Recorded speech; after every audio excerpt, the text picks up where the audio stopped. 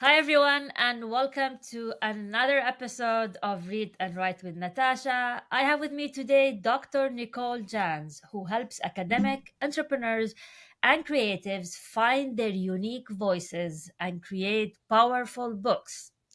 With a rich background in journalism, academia, and coaching, she believes in the transformative power of writing to make a profound impact on the world. She's the author of The Right Habit, The Writer's Planner.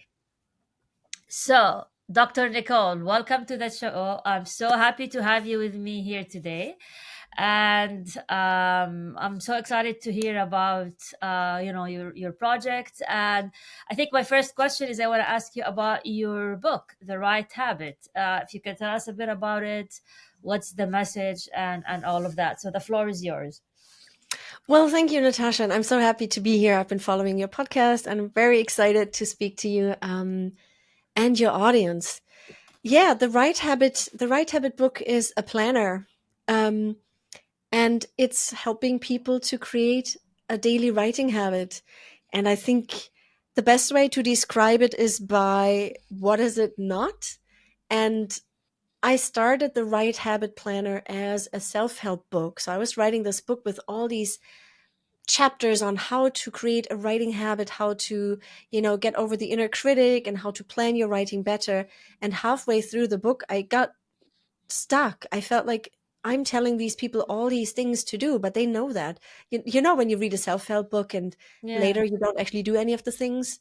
yeah. So it took me a few months to figure out that this book shouldn't be a self-help book. It needs to be a planner where you just open a page and it says, write 3 goals in here and then break them down and then slot them in. And so I basically threw away the self-help book and created a planner that is simple, it's easy, it's visually appealing, and it gets you through your monthly planning, your weekly planning, reflecting on your writing, reflecting on what you need to say no to make more space for writing. And it's meant for every writer who finds it difficult to keep up a daily habit because they just take the book, open it, and plan, check in with themselves and keep it on their desk. So that's what the Right Habit Planner is meant to Hmm. do. Yeah, this is interesting because recently I started an Excel sheet. I'm doing a revision for my second novel, and I wanted something to, hold me accountable. So, like every Excel sheet, I divided it into like session one, two, three, and each session I put the number of words I added in the Mhm. revision, and just to see where I am. And it's interesting how I would look at the days. Some days I wrote more, some days I hardly wrote. So uh, I was pleasantly surprised how that helped me. So my question for you is, what do authors struggle the most when it comes to habits? Is Mm. it fear of failure? Is it like, what is the main block that's prevent the resistance? As the author of the War of Art, Stephen Pressfield said. So, what is their main resistance? So the writers who come to me are usually people who can write or they have a great idea, but they are stuck. So I meet them at the point where it's painful. And at the point where you are in pain, they often don't know exactly what is troubling them. And but on the surface level, they tell me things. I'm procrastinating. I Okay. can't find the time to write. I don't know if I'm telling the story right or if I'm making my argument clear. I'm not trusting my own message. Or I have too many other goals. So often there is some sort of superficial, and these are valid things, right? If you don't have Uh-huh. time to write in your calendar, it's painful. But Yeah. when I actually start coaching them, there are the deeper layers. And those are the things that you just mentioned, right? There's this fear the writing isn't good enough. There's the fear, Yeah. you're being overwhelmed with having to create this huge mountain, Yeah. 80,000 words or something. Maybe you're too perfectionist or you just don't have the confidence. You don't think other people are going to like it. And when you have these deeper pain points, of course you start avoiding it. And when you avoid that, then you start procrastinating, and then you never make the time, you get distracted. So the whole idea of procrastination is really pain avoidance of the deeper issues that we have as authors. And I also know how it feels like, sadly. And and how do you solve that for them? What I mean, I'm getting an advice for free here, but Oh, yeah, how, absolutely. how how do you solve that? What do you tell them to do? So, um, as you know, as a coach, it depends on each person, but I have a sort of framework or system that I go through. And one of the things is we do need to look at the surface level. We do need to look, well, show me your calendar. Where are your writing slots? Uh, Do you know which chapter you're writing on? How far are you in the book? Let's take stock. So a lot of people okay, haven't looked at their document for a long time because out of okay, frustration.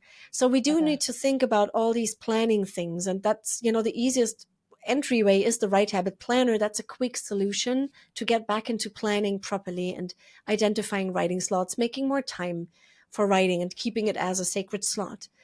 But then as I progress with them in the coaching, I do ask, well, what voice are you hearing in your head when you sit down? Or what do you feel in your body? Like you sit down at your desk, you've got your writing slot, you've got your coffee, you open the document, and somehow you feel a tight chest, or your stomach is rumbling, or the shoulder is tight. So we go through what are you feeling, and what thought is in your head at that moment. And okay. then depending on each person, it tends to end up with something deep down. I'm Yeah. not good enough. That's where it deep down, that we always end up with, that I'm not good enough. And Uh, that, and then we start unraveling, where does that come from? How can we get you to a point where you just trust that you can write a little bit and then keep writing, editing, rewriting? How can we get, so I often try and get people to just write something. Just sit down. Here's a prompt. Let's do it now. Write something and just hold that feeling for a little while and see how you feel once you've written a few words. so you're more of a book therapist in a way. Like it's interesting because it's not really the craft, it's the mindset, correct? Very much so. I'm like a mindset coach for writers, or a life coach, or I don't know what I want to call myself, but Yeah. I do have some clients, like I work with a memoirist who is not really a writer, but this person has a story to tell, and she had been stuck since 2016 with, two chapters and never kept going. And I'm not super specialized in memoir. I have training in that and I can advise. But what I worked with her was mostly on how to kickstart the writing. And once we overcame those thoughts, well, I'm not a writer and I can't do that, she wrote a chapter per week really fast and had a full first draft. That needs Okay. a lot of work, right? But she had a full first draft even before Christmas. And Oh this is wow. a person who didn't think she could be a writer. And so it had to do with our relationship and how somehow the space we held together gave her the trust that she can start typing, even if it doesn't sound great for now. Okay. Yeah. So okay. So now you're more of an authorpreneur, correct? So you write a book, and then you have, I think, your coaching business, your courses, your cohorts. So how how do you manage to maintain a stream of income, with with all these different, let's say, ventures? And I know it gives you the freedom, but what about your own mindset handling all these different incomes and instability of the work? How do you handle it? And if you want to advise someone to do the same, what would you tell them? Mm. So I'll start with the mindset because that's the tricky one. Exactly. Yeah. Yeah. Yeah. You I'm know asking what? a question for Go ahead. myself, by the way. Yeah, yeah. So there we go. So it's yeah. So go ahead. Yeah. let me ask you back. Where are you at? Are you making a full time income from your books? Yes. Yeah. Not books only, but books, writing for clients, courses, coaching, you know, different things here and there, affiliate marketing and others. Okay. So yeah. So And I if mean, I you love it. I enjoy it. But you know, you have the mindset of what is next. Is this sustainable? All of that. mm, so that's exactly the question that I started with. Is this sustainable? And I used to be a journalist, and this is where I got my money from, pitching and writing. And then I was Yeah. an academic, so I had a secure employment. I had a tenured job at a university, and I got my salary every month. Correct. And Yeah. I gave that up due to burnout. But I left empowered, but also tired, but empowered, feeling like I want to create something for myself. And still, Yeah. there's this nagging feeling, Yeah. is this sustainable? This is called the Yeah. scarcity mindset, right? So Yeah. the feeling of, well, I'm all on my own. I need to keep this ship running. If I get ill, and no one's going to give me sick pay, right? So Correct. Yeah. it's the hardest thing as an entrepreneur or author, coach, whatever we want to call it, Yeah.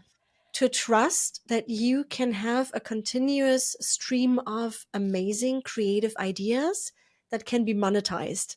And this is where Correct. currently sort of I try to really hone that. And I'm in a few coaching groups where other people are doing the same, reminding myself, trying to tap into the abundance mindset. I have infinite ideas. I've done it in the past. I can do it in the future. So this is sort of the mindset that I I sometimes struggle with, but I need to have that Okay. trusting myself. So that's sort of the starting point. And then out of that mindset that I am a creator and I create what is important to me and can be monetized, then I try out an experiment, right? I started Okay. as a one-on-one coach, mostly for academics because that's where I came from. And Yeah. then when my sort of calendar got filled too much and I got became at risk of burning out again, just like I had as an academic, I Okay. realized, okay, let's try groups. And I ran a beta group. I saw that it worked, and I put a lot of the information that I give my one-on-one clients and all the amazing things we figure out about their own psychology and their writing. I put that into these trainings and live cohorts, and Okay. I had that running. So that was the second thing. And then the third thing is that sometimes organizations or universities are asking me, can you give a workshop? Can you run a coaching program in house? And so I do that as well on top of doing some writing blogs on Medium. It gives, or having published my book, there's a bit of income.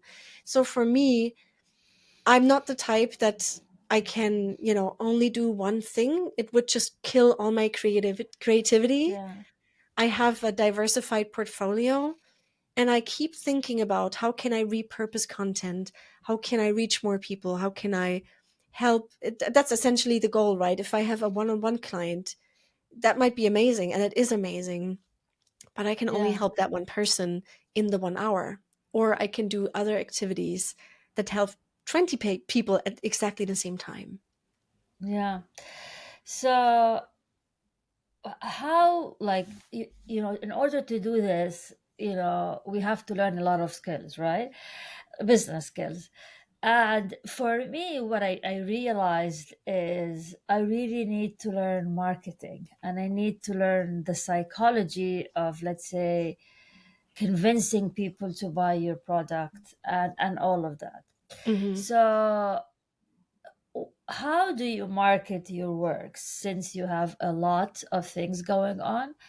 And what was the thing that brought you the most success in terms of your marketing efforts? Mm. So I started my marketing probably doing it all wrong, posting Okay. anywhere and everywhere that everyone should buy my products and should get on my course, and Okay. all these testimonials, and those are not bad things, but Mm, I was very much in what I talked about earlier, the scarcity mindset of I need people buying my stuff, otherwise I'm yeah. screwed. And Yeah. that sort of created for me personally a quite constricted energy. And I'm pretty Yeah. sure that somehow, I'm not too super woo woo, but I had a feeling that it might I like create that woo woo. same Go ahead. feeling. Okay, so it I, might create that go same sort of ahead. constricted energy in other people who just they can sniff it out that I am keen to make money. And by the way, I have nothing against profit. I need to pay for my life and my children and all that. Yeah. So I did a lot of marketing, burned out with that, just trying to post on all the socials at the same time, and like, oh, you know what? And then I changed my approach, and Okay. I had to really go inward and think about, Nicole, what are you actually good at? And what I learned from the coaching and the writing that I do, I'm good at connecting with others, and I'm good at community, and I'm thriving on community and not feeling lonely as a writer and as a coach. And so I Yeah. switched my marketing into, how can I write a newsletter that connects with someone else and that brings my deepest emotions and my struggles with trusting myself as an author? How can I bring that to another person to feel connected? Okay. Just like what I do in my coaching. If the person I'm coaching doesn't feel connected to me or my story, they're not going to tell me their deepest fears that hold them back from writing.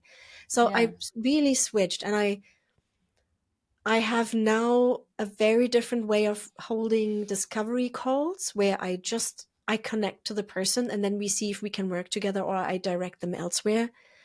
And I Okay. do the same with, for example, the marketing for the Right Habit Planner, the planner that I published end of last year.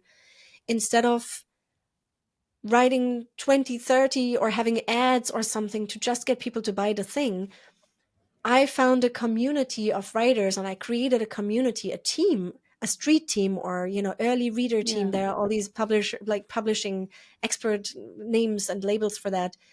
I created a group of about 100 people around me that love the writer's planner.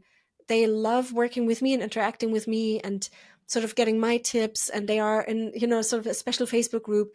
And they are actually, as a community, because they feel connected to me and my mission to help everyone to write more and better, they are going out and promoting my book. So most of the people buying the planner Mm. tell me now, and I know them because they are in my Facebook group. They get free training and stuff. So it's more than just a book, right? And now, see, the people that are just listening can't see it, but I'm smiling and I feel open. I feel spacious while I'm talking about connection and community, which essentially is selling and marketing, but through a way that feels true to myself. So that is sort of my approach, that I sort of made it up, but this is the better way for me to Mm. make money, essentially. So you would say, in terms of social media, you're more comfortable with private communities where you can connect with people, like private Facebook group or private LinkedIn group. Is that where you would say connected more with the audience, or is it in the form of a newsletter? Like, where would the most connection happen? Because like some people, I Yeah. used to just post a tweet here on Twitter, or and I just, okay, where are where are the people, but how did it happen for you? I think there are different sort of stages and levels of engagement and feeling close to people. I used to just dump things into Yeah. Twitter, Instagram, and then feel like, okay, I've done my job, and walk Yeah. away. But sometimes, currently, I'm in a cohort program that helps people, write every day on Twitter, and I'm a participant. And I realized that when I looked back at my previous posts, sometimes there were people responding and asking questions, and I didn't even see that because I was overwhelmed with having to do the marketing and creating more posts. And so I went back to actually answering to them. So I'm on Twitter, I'm on LinkedIn, I'm on Instagram, and in some Facebook groups. But I've changed my strategy towards posting maybe less, but responding Mm. more, or my Medium blog posts. There's a lot of people highlighting things on Medium and responding to that, and I didn't even see that. So now I feel like I'm creating that mini community around Mm. those posts. And I've already found quite a few people that when they book a discovery call, they say they found me on Twitter, but actually what tipped the needle for them to book the call was that we had a little interaction on Twitter. And it's not, these, yes, of course, in the end, I do need to make money and sustain myself. But these were genuine interactions where someone read a post and said, well, that Mm, doesn't work for me. And then I might ask, well, what's your situation? And so it's not about private or sort of open social media. It's more, do I make the time to respond and show up with mm, authenticity and with just the mission of wanting to help and serve first? yeah. And then something might develop out of it. And maybe 90% nothing ever happens, but 10%, some people feel like, I want more of Nicole. And then Okay. they, come closer, book the new, subscribe to the newsletter and get a little bit more personalized and deeper advice that way. Mm. Do you use Substack? I've been seeing a lot of authors using Mm. Substack. It's becoming huge with authors, and I'm trying to get more active on it. But what do you think about it? I've been I have a Substack that I don't write on because I Okay. signed up very enthusiastically and got overwhelmed with all the things that I Yeah. supposedly should be doing. I do have an email list. That means when you subscribe to my newsletter, it's like Substack, but it's just on a different platform where people read Okay. my weekly advice. Okay. I do subscribe to some Substack, but only to those that give me, because I get so overwhelmed with having to read all the newsletters that I Yeah. subscribe to, right? So only ever if I have a certain thing that I have a certain problem I want to solve, like how to post on Twitter, I will subscribe to someone's Substack for a few months and see if I can get the information out of it. So for me, it doesn't Okay. matter which platform. Um, it matters how much time can I put into reading it. And I don't have a Yeah. Substack, but I read it and I'm fine for now. I might start a Substack, but the question is, does it have a place in my portfolio of all the things I'm doing? Yeah. So Yeah. for me, yeah, I think that what I do instead at the moment is posting on Medium, Mm. because on Medium, I have a little community around me now that the same people keep coming back to my posts. Plus, I earn a little bit of money when a post Yeah. gets sort of That's true. boosted. There's, 300 pounds extra, which is really nice. So I Oh feel well, that that's life good. that some people live on Substack, I'm currently sort of having that on Medium. But yeah, never say Mm. never. Yeah. Well, what they did recently is they created their notes section. So it's becoming like Twitter. Mm. So you actually open a feed of authors discussing various topics and like reposting stuff. So I recently discovered that, by the way. And it was like, wow, there's a lot going on there. So just something to think about. Um, Okay, so what is next for Dr. Nicole in terms of your projects, your books, all of that? Mm. So I think this year, 2024, right? So I'm sort of going Yeah, year by year at the moment. I'm looking into ways to work more effectively without burning out. Because as a okay, businesswoman, burnout, if you've once had it, it's always around the corner because you slip into the mindset, I need to do more, I need to do better. So I'm trying to find ways of being very effective with serving my clients and at the okay, same time still having time for my own writing. So right okay, now, for example, I decided that this year my 90-day accelerator, which starts end of January, is only going to run twice this year. I used to run a lot of cohorts, and because in between I'm submitting my master's thesis. So I'm doing a master's degree on the oh, side in creative writing just for fun. So I need space for that, right? So at the beginning of the okay, year and then in about a year from now, this program runs and all the people who need my help have to jump on those cohorts. Otherwise, they've missed their chance. And for me, okay, that creates space for my own writing and peace that the money will come in and I know it'll be those two cohorts. And okay, in between, I might have some other ideas putting out a product or having another one on one client, but sort of I'm trying to scale my business at the same time as staying healthy, having time for my writing and creativity, and making it still feel authentic for myself. So it's a bit of a wishy-washy answer, but these are hard decisions. Not to run continuous cohorts is a real decision as a businesswoman, gives me some stress, but Mm. also the feeling of, well, I need to make those count. And in between, if the money flow goes down, I trust that I will have another great idea that I'm going to put out and it'll probably work out. Hmm. How do you take care of your health? In the midst of all of Yeah. that. So I have something that I call the basics. They are Okay. my basics. So Okay. my basics are a morning meditation. I use the Mm. Waking Up app by Yeah. Sam Harris. Yeah. I do yoga. Either I go to my Okay. yoga studio here in Cambridge or I do an online yoga.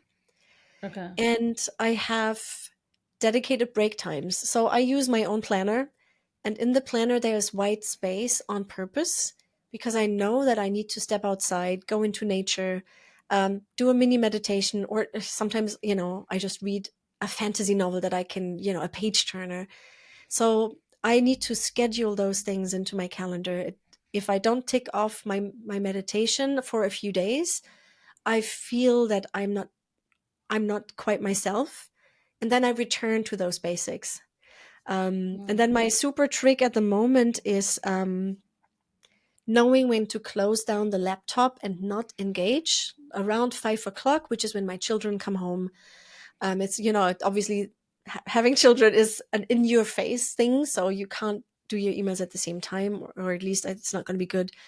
I have a time when I close down my laptop. Maybe I write down my 3 wins of the day.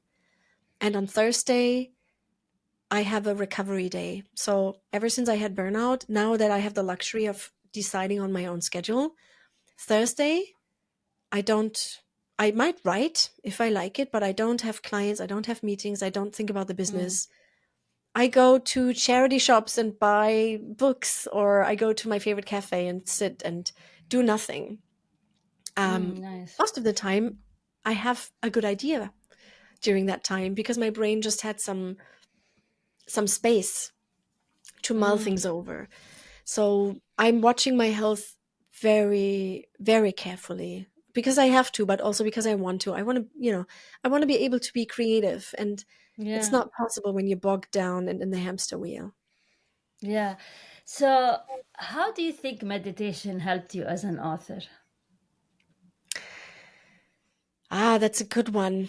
So I often have the problem that whatever issues I have, the resistance, the fear that my writing isn't good enough, the anxiety around it, it shows up in my body.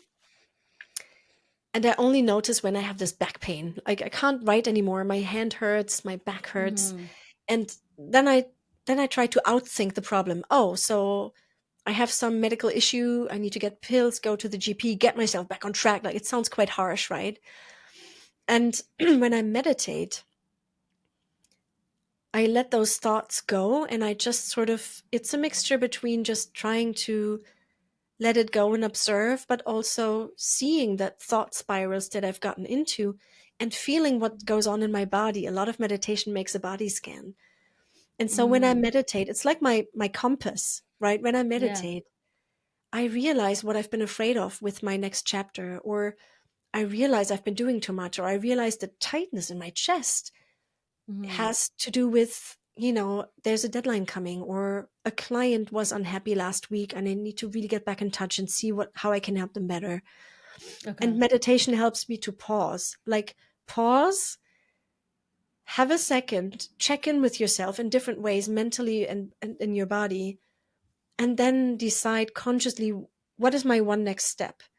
And that Mm. helps me as a writer. It's like intrinsically linked, right? If I'm a stuck writer and I have writer's block, and I have many of those clients, we don't sit for 20 minutes and meditate, but we take a pause first, and we do a body scan sometimes. And so it's intrinsically linked to me as a woman, a businesswoman, even a mother.